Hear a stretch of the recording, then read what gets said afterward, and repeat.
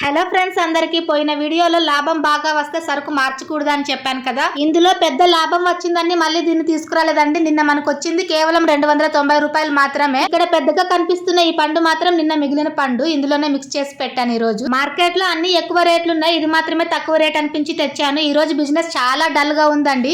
అసలు మధ్యాహ్నం 12 గంటలు అయినా కూడా నాకైతే అసలు బోనికి కాలేదండి. నిన్న మిగిలిపోయిన పండు మాత్రమే అమ్మాను. ఈ రోజు తెచ్చిన దాంట్లో ఒక్కటి కూడా అమ్మలేదు 12 గంటల దాకా. కలర్ఫుల్ గా కనిపించాలా అని ఈ విధంగా అయితే మార్చాను జోడించే విధానాన్ని. అప్పుడు బోనిగా అయింది 1 గంటకి. ఇలా వ్యాపారం డల్ గా ఉన్నప్పుడు చిన్న చిన్న చిట్కాలు పాటించాలండి, తప్పదు. చేసే కొద్దీ ఎక్స్పీరియన్స్ అనేది వస్తుంది. మనం వేసుకున్నదే 20 కేజీలు అండి. కేజీ 20 రూపాయలు చొప్పున వేశారు. ఒకే రోజు అయిపోలేదు, 10 కేజీలన్నీ మిగిలాయి. ఇంకా ఈ 10 కేజీలు ట్రేలో వేసుకొని ఇంటికైతే వచ్చేసాను పొద్దున్న అమ్ముకోవాలని. ఒకవైపు మా ఆయనకి జ్వరం, మరోవైపు బిజినెస్ డల్ గా ఉంది. నాకేమో మెంటల్ ఎక్కుతుంది. ఇంకా పొద్దునే వీటిని అయితే తీసుకెళ్లలేదండి. మధ్యాహ్నం 3 గంటలకు అయితే తీసుకెళ్లాను బండి. ఎప్పుడైనా సరుకు కొంచెం మిగిలింది అంటే పొద్దున్నే పెట్టుకోకూడదండి, మధ్యాహ్నం నుంచి పెట్టుకోవడమే బెటర్ నాకు తెలిసినంత వరకు. 2 రోజులు దీన్ని అమ్మడం వల్ల మనకైతే 350 వచ్చిందండి లాభం. పెద్ద లాభమేం కాదు, కానీ పర్లేదు. వ్యాపారం అన్నాక ఇలా కూడా ఉంటుంది. వ్యాపారంలో ఓపిక అనేది చాలా ముఖ్యం అండి. వీడియో నచ్చితే ఒక చిన్న లైక్ తో సబ్స్క్రైబ్ చేసుకొని సపోర్ట్ చేయండి friends. Thank you for watching. Bye bye.